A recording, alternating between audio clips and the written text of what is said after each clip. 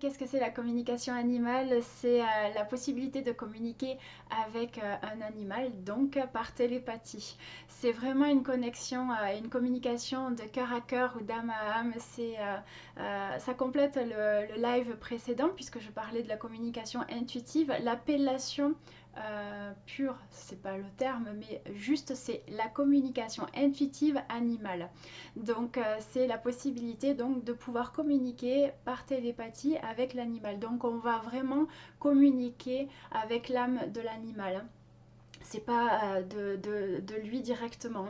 Donc quand on fait une communication animale, il faut vraiment avoir l'autorisation, bien entendu, comme pour tout d'ailleurs, l'autorisation de son propriétaire. Et on le fait vraiment avec le cœur, avec beaucoup d'amour et de bienveillance et dans le non-jugement. Ça c'est très important, je me répète à chaque fois.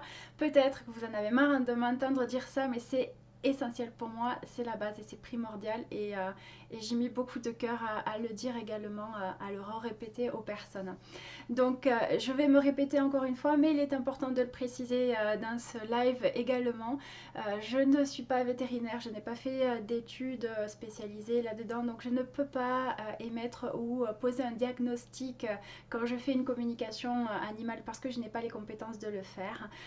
Et ça c'est très très important que en cas d'urgence, il faut que vous alliez consulter votre vétérinaire et il y a des vétérinaires qui sont encore là pleinement disposés pour répondre présent et aux besoins de chacun. Donc ça c'est très très important. Et quoi qu'il en soit, si votre animal a une maladie, une pathologie, il faut se référer dans un premier temps avec le vétérinaire. On verra par la suite, après en fonction de vos questions, ça peut être complémentaire d'ailleurs. Si vous voulez, j'y reviendrai là-dessus.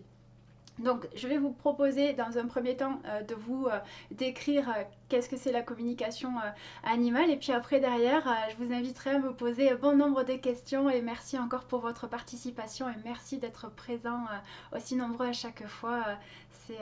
Ça me fait chaud au cœur et j'adore ces moments-là. Donc voilà, la petite parenthèse est fermée.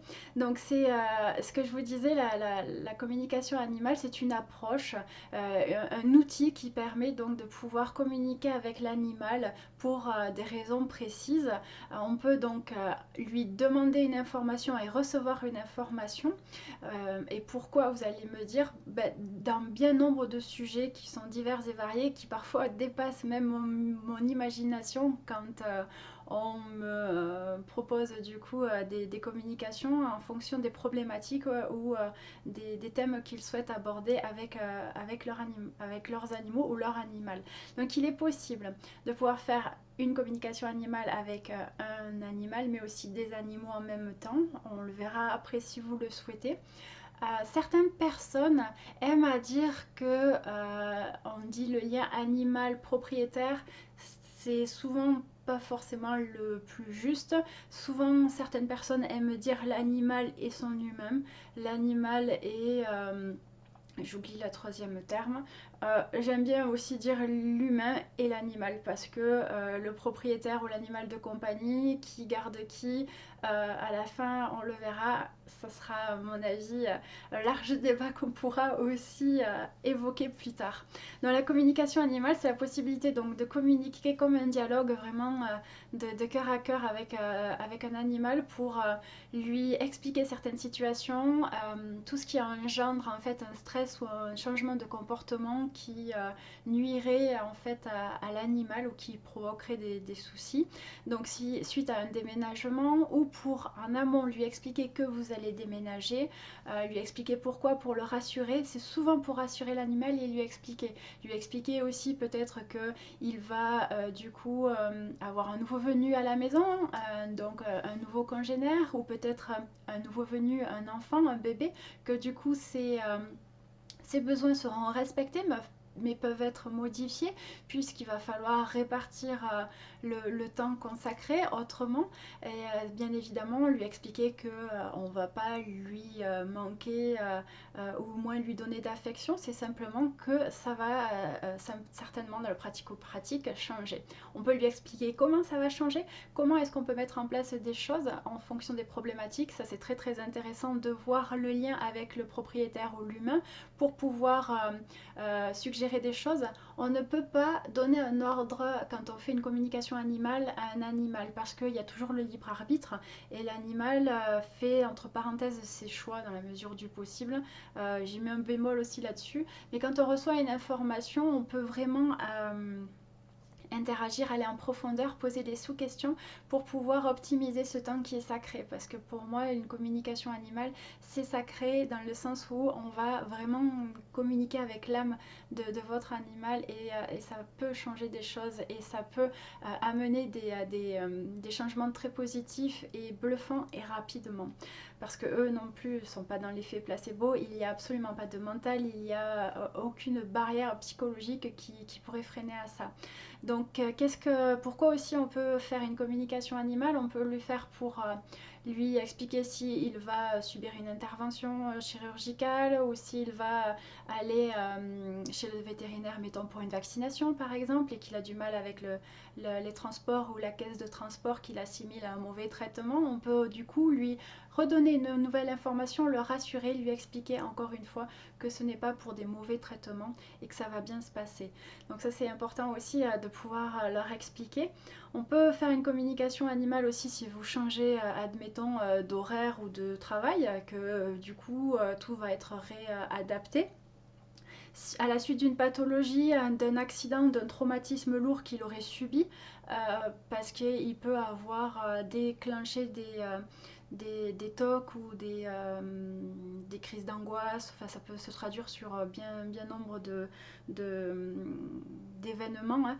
Et donc on peut aller rechercher la nature du blocage et comprendre quelle était l'information pour le rassurer, lui expliquer qu'il ne peut, il peut plus avoir peur de ça, de cet événement-là, et revenir sur vraiment la situation. Donc ça c'est très très important et bénéfique et apprécié aussi parce que le résultat peut être vraiment très rapide, encore une fois.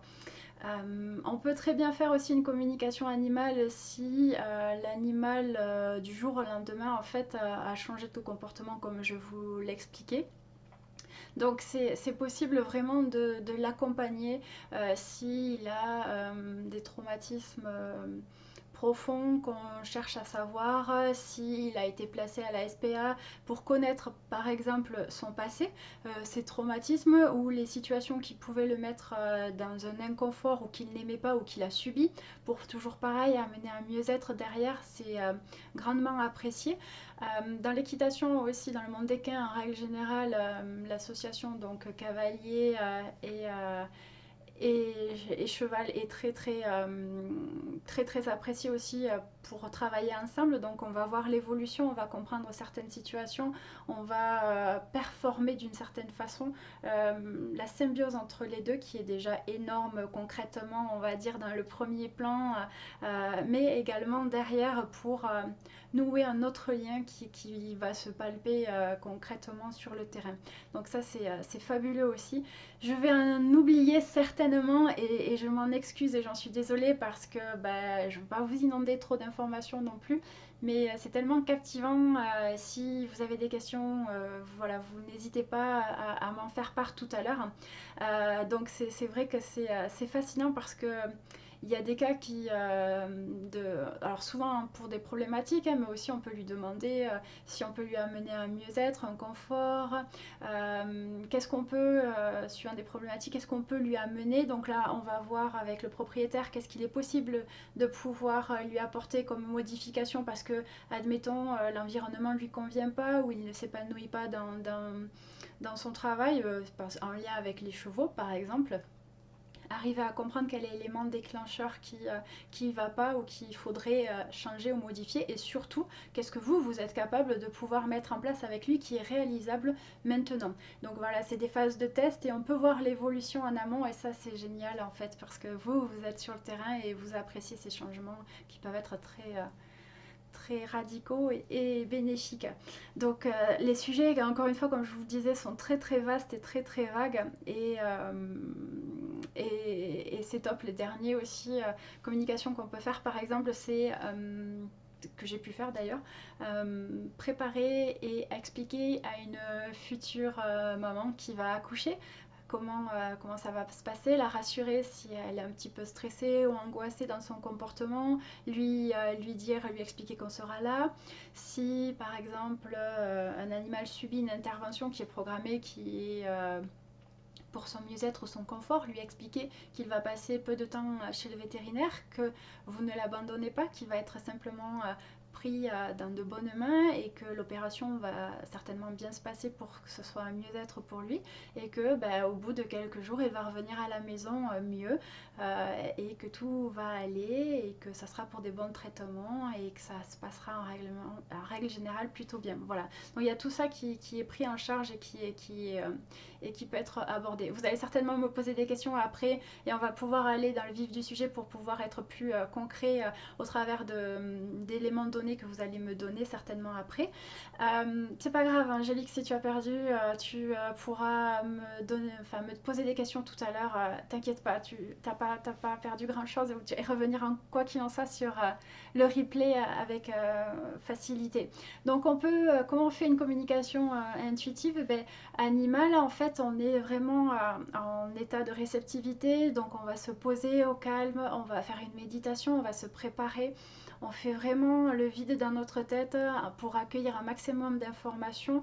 Comment on traduit l'information? C'est vraiment au travers de nos 5 sens. Je l'évoquais dans le précédent live avec la communication intuitive, c'est la même chose. C'est-à-dire qu'on va pouvoir revoir des contextes, des situations, des éléments clés, des pistes, des réflexions qui vont nous permettre d'illustrer en fait et de comprendre ou clairement d'avoir l'information au travers de mots, de phrases, donc de visuels, de formes, de couleurs, de scènes. On peut avoir aussi les odeurs, on peut très bien ressentir un toucher, le goût dans la bouche aussi. Donc c'est au travers de tous ces éléments-là qu'on va communiquer avec l'animal et c'est quelque chose qui est possible assez rapidement via un support photo. Du moins c'est ce que je fais généralement. On peut très bien le faire de face à face. Pourquoi j'aime bien le support photo? Parce que du coup, si vous habitez à 500 km de moi, par exemple, ça ne me posera pas de soucis pour pouvoir faire une communication en fait avec votre animal qui sera lui dans son élément, au calme, dans son environnement, avec ses congénères et il n'y aura pas de stress en fait causé par la communication de ces changements-là. Donc voilà pourquoi moi j'aime en fait euh, faire des communications animales au travers d'un support photo parce que c'est pratique, rapide et que ça ne gêne en rien l'animal. Pour moi, c'est la base et c'est l'essentiel, le confort de l'animal. Euh, donc tout simplement, si vous êtes intéressé et si vous voulez faire une communication, je vous redirigerai vers mon site internet www.anne-intuitive.fr. Dans l'onglet communication animale, vous avez toutes les infos qui vous permettront d'en savoir davantage et peut-être que j'aurais oublié lors du live pour pouvoir dans le pratico-pratique avoir des éclairages, des éléments supplémentaires d'information, mais aussi pour prendre un rendez-vous avec moi en remplissant un formulaire si vous le souhaitez, en incluant bien évidemment la photo de votre compagnon. Donc ça c'est possible de le faire, je reviens vers vous avec un rendez-vous, on va débriefer ensemble sur la communication avec tout ce que j'ai pu percevoir parce qu'il est important vraiment de se centrer en réception pure et non pas en interprétation et de vous le délivrer même si ça peut paraître fou ou comment dirais-je, un non-sens. Par exemple, vous voyez un éléphant vert, ça n'existe pas, ou un éléphant rouge, ça n'existe pas. Pour lui, ça va être important parce que c'est son jouet préféré, par exemple. Et vous voyez un éléphant rouge, par exemple, et vous vous dites c'est du n'importe quoi, vous notez l'éléphant rouge. Et l'éléphant rouge, pour votre animal et pour vous, a une histoire, a une symbolique derrière qui fait référence à beaucoup de choses qui peuvent être positives et importantes aux yeux de l'animal, par exemple. Donc c'est pour ça qu'il faut être dans l'accueil vraiment de recevoir toutes les informations et de se laisser porter par ça. Donc ça peut être des fois déroutant, mais il y a toujours une raison derrière et vous le voyez avec son propriétaire ou son humain et il est important de débriefer derrière pour accompagner l'information, pour accompagner toujours et l'humain et l'animal. Donc ça c'est très très important. Il y a aussi l'effet miroir Je ne vais pas trop rentrer dans les détails, à moins que ça vous intéresse, mais oui, à distance, Angélique, c'est possible. Coucou Cynthia, coucou. C'est possible avec l'effet miroir d'aller voir aussi l'information. Donc l'effet miroir, je vais vous l'expliquer brièvement, c'est ce que l'animal vous traduit et vous montre en fait par effet miroir vis-à-vis de vous. Donc suivant certains événements ou et les situations ou comportements, l'animal vous traduit quelque chose chez vous et il est là pour vous montrer ce qui a besoin d'être mis en lumière, hein, accompagné, transcendé, peu importe les mots. Donc les communications animales sont très intéressantes parce que on s'occupe de l'animal et la liaison et ou le bénéfice, encore une fois, c'est l'animal et grâce à l'animal que s'il y a une problématique ou pas, hein, vous donne des informations aussi pour vous accompagner et tout simplement comme une équipe. Et ça pour moi c'est essentiel et précieux. Donc l'effet miroir, on peut le voir aussi derrière bon nombre de sujets et ça vient compléter réellement la communication. Donc il y a une chose que je voulais aussi vous dire, c'est que il y a la possibilité donc de pouvoir faire des communications pour les animaux qui ont été recueillis par la SPA, donc on ne connaît pas le passé. On peut par exemple, hein, ou qu'on vous a donné et que vous ne savez pas trop son histoire en amont, on peut voir aussi pour accompagner un animal à fin de vie. Et ça c'est précieux pour moi parce que je l'ai fait des deux côtés pour le coup, pour mes animaux mais aussi pour les animaux des autres, pour aller vraiment jusqu'au bout, pour voir qu'est-ce qu'il est possible de faire en parallèle avec le vétérinaire dans son confort, dans ses décisions, dans ses choix, dans son accompagnement s'il a une maladie par exemple, et après même jusque après le décès. Donc il est possible de communiquer, de recevoir une information et de délivrer une information sur un animal qui est décédé. Et c'est important aussi pour revenir sur certaines choses qu'on n'a pas pu dire, un au revoir qu'on n'a pas pu faire. Euh, voilà, lui expliquer toujours pareil à l'animal, si on en ressent le besoin, c'est possible. Et ça, je trouve ça fabuleux. Et c'est un trésor, quoi. Quand on sait maintenant qu'on connaît en fait cet outil-là, j'accompagne au mieux à chaque fois avec beaucoup d'amour et de bienveillance ces animaux-là parce que c'est sacré et comme on le ferait pour une personne quelque part. Voilà, moi ça me tient à cœur en tous les cas.